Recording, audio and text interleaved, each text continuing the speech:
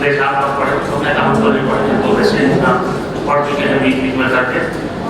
ये दौर आता है कि अभी 2 आदरणीय को बुलाना है तो मैं 2 मुक्तक पढ़ के मेरा काम 5 बजे वही हो जाएगा। आपने बात किया कभी फकीर की, जैसे अच्छी बात कहता हूँ मित्रों, आप सभी ने इस बात को आप साक्षी हो विटनेस किया होगा। आप बादशाहों, जहाँ बादशाह लगता है आप वहाँ जाइए, मैं नाम नहीं लूंगा, और उससे थोड़ी दूर पर किसी फकीर, जहाँ फकीर का उजमाना खाया जाता है, आप जाइए, आपको अंदर पता चल जाएगा। बादशाह के यहाँ की शायद 10-20 लोग जाके सर झुकाते होंगे, वहाँ हजारों लोग सुबह से शाम ये होती है बादशाह फकीर का। मैं चार पंक्तियाँ कहता हूँ मित्रों अपने की, समय की धार के आगे सिकंदर हार जाते हैं, समय की धार के आगे सिकंदर हार जाते हैं, शहंशाह सूरमा सारे धुरंधर हार जाते हैं।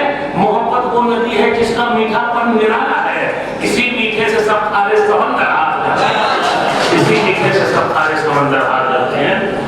और मैं समंदर का जिक्र आया हो तो मुंबई से पधारे दिनेश शुक्ल को याद करना ज्यादा अच्छा होता है। जोरदार तालियों से स्वागत करिए।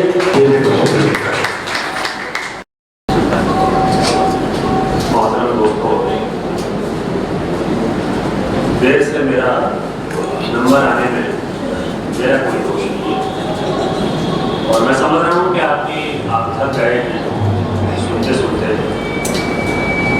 लेकिन अब इतना तो आपको करना पड़ेगा हमारे लिए। 20 मिनट है। असल में भोजन आपकी प्रतीक्षा में वहाँ है, मैं भी आपकी प्रतीक्षा है, लेकिन क्या है कि हमको जो भी वक्त मिला है, मैं कहना चाहता हूँ कि इलाहाबाद आने में खड़ी हुई मेरे पास, लेकिन 2 प्यारी प्यारी मासूम खूबसूरत सी लड़कियाँ जो मेरे साथ, जिन्होंने मुझे अंतरंग रूप से स्नेही कर दिया, मैं उनका जिक्र इसलिए करना चाहूँगा, इसके बाद शायद आपसे इस तरह रूबरू होने का मौका मेरे न मिले। एक चूँकि मेरा पेशा पत्रकार करता था, तो मैंने इलाहाबाद से 2 विभूतियों को कई अच्छे अवसरों पर इनके बारे में लिखा, इनके साक्षात्कार प्रकाशित किए और इनकी कविताएं उनकी गीत प्रकाशित किए। तो ये 2 नाम है, स्वर्गीय श्री उमाकांत मालवीय और श्री कैलाश उत्तम। मेरे लिए मासूम उपलब्धि इसलिए है कि आज मैं जब 2 दिन से मैंने यश मालवीय से मिला तो मुझे लगा कि मैं उमाकांत मालवीय जी से फिर साक्षात्कार कर रहा हूँ, और जब आज पीयूष गौतम जी से मिला मुझे आजादी साहब ने पीयूष बताया।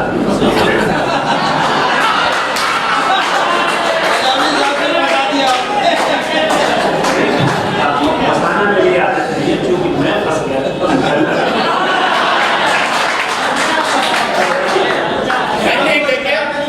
आप 63 में भी फंसते हैं, बहुत अच्छी बात है। असल में 63 में आदमी इसलिए फंसता है कि 6 और 3 आमने सामने। तो क्या कहेंगे, ये तो 2 उपलब्धियां हैं जो मासूम भी हैं, खूबसूरत भी है, हसीन भी है। ये बड़े अंतरंग ऐसे क्षण होते हैं, और साहित्यकारों के साथ अगर ऐसा हो जाता है तो मैं प्रेरित भी हुआ और बहुत अच्छा लगा। कुल मिला के अकरम इस्लाम साहब का इलाहाबाद है, जहाँ की फसल में, नस्ल में और असल में शायरी पोशीदा है, जमी हुई है नस्ल नस्ल में, नस्ल नस्ल में। तो मैं ये चाहता हूँ कि मेरे 10 मिनट में भी आप दें, और मैं आपसे कुछ कह दूँ। भाई इजाज़त दीपक भाई, बस 10 मिनट की जीवंतता दे दीजिए, जिंदा हो जाइए थोड़ा सा, बस मज़ा आ जाएगा हमें, क्योंकि बड़े लोगों ने बहुत डरा के रखा है, शायद बड़े शायर हो या बड़े बुजुर्ग, बचपन से कहते थे इश्क बेकार है, ये इश्क मुश्क बेकार है, ये मोहब्बत नहीं, ये फला नहीं, यहाँ मत जाओ वहाँ मत जाओ। मैं तब भी विरोध करता था, रिस्पेक्टिव में विरोध कर रहा हूँ, और मैंने देखा कि खौफ के कारण लोगों ने बहुत कम ऐसी बातें की, लेकिन मैं बेखौफ हूँ, और इसलिए बेखौफ हूँ कि आगे से लेकर पीछे तक ये मुझसे कुछ भी कहते हो, लेकिन ये सब इश्कदान है, इश्क के साथ हैं, इश्क करने वाले हैं, और सब जुगाड़ू रहते हैं। तो मैं ये कहता हूँ, शेर बता देगा, और अगर सानी मिश्रा अगर आपने उठा लिया, पूरा मिश्रा अगर आपने उठा लिया तो सानी तो अपने आप हो जाएगा। दीपक भाई शेर अच्छा कि तेरे बदन की बुनावट के, तेरे बदन की बुनावट के एक फंदे में, क्या बात, तेरे बदन की बुनावट के एक फंदे में मेरी निगाह का एक लम्स अब भी उलझा है।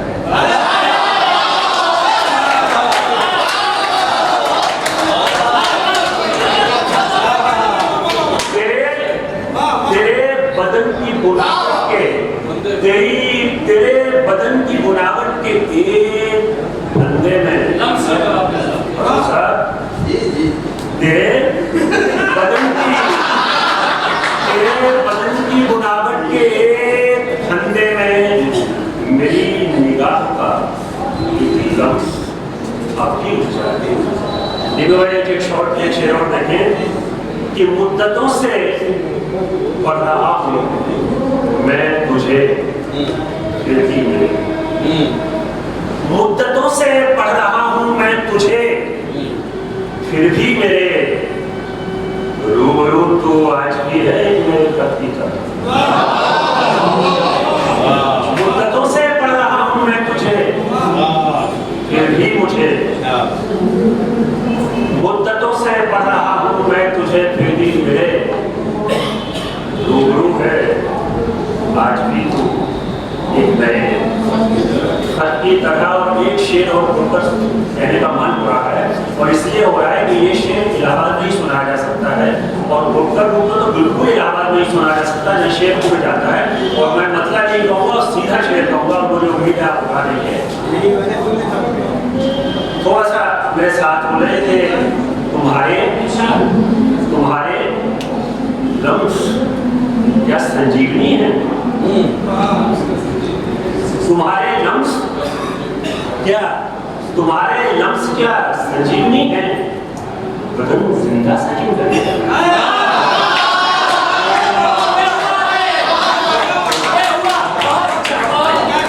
तुम्हारे लम्स क्या संजीवनी है, तुम्हारे लम्स क्या संजीवनी है, बदन जिंदा सा क्यों लगने लगा है।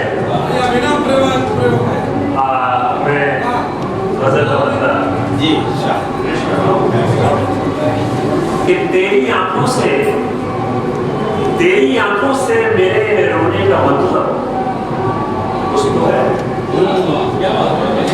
तेरी आंखों से मेरे रोने का मतलब कुछ तो है, तेरे होने में मेरे होने का मतलब तेरी आंखों से मेरे रोने का मतलब कुछ तो है, तेरे होने में मेरे होने का मतलब कुछ तो है। और शेर देखें कि नींद तेरी मुंतज़िर है मेरी आहट के लिए, नींद तेरी मुंतज़िर है मेरी आहट के लिए, तेरा इस अंदाज से सोने का मतलब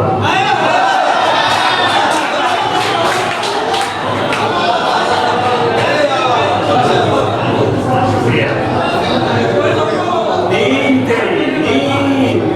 तेरी मुंतज़िर है मेरी आहट के लिए, नींद तेरी मुंतज़िर है मेरी आहट के लिए, तेरा इस अंदाज से सोने का मतलब तो है। और शेर यूं होता है कि रात भर प्यासे समंदर का मुसलसल जाना,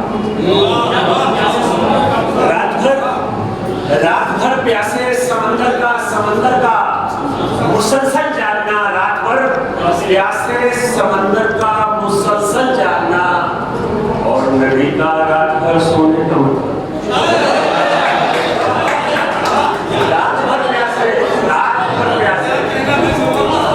रात भर प्यासे समंदर का मुसलसल जागना और नदी के रात इतिहास पर होने का मतलब कुछ तो है।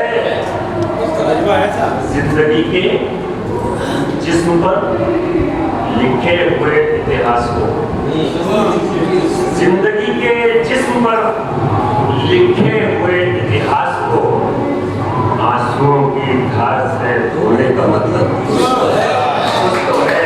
आंसुओं की धार से धोने का मतलब कुछ तो है। और आखिरी में एक मात्र और दो शेर मैं चाहता हूँ कि पहले मैं एक मतलब करूँ मुझसे और दो शेर आपके सामने, अगर आपकी इजाज़त हो तो इजाज़त आप अगर तारीफ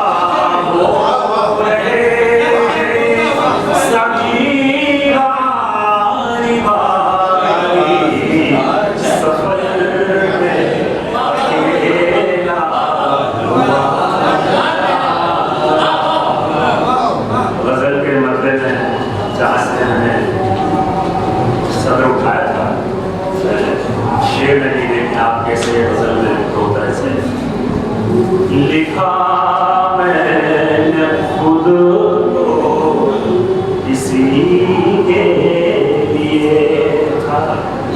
दीपक भाई बस देख लेके, लिखा मैंने खुद को इसी के लिए था। लिखा मैंने खुद को किसी के लिए था, किसी की नजर से पाला, किसी की नजर से पाला। बहुत बहुत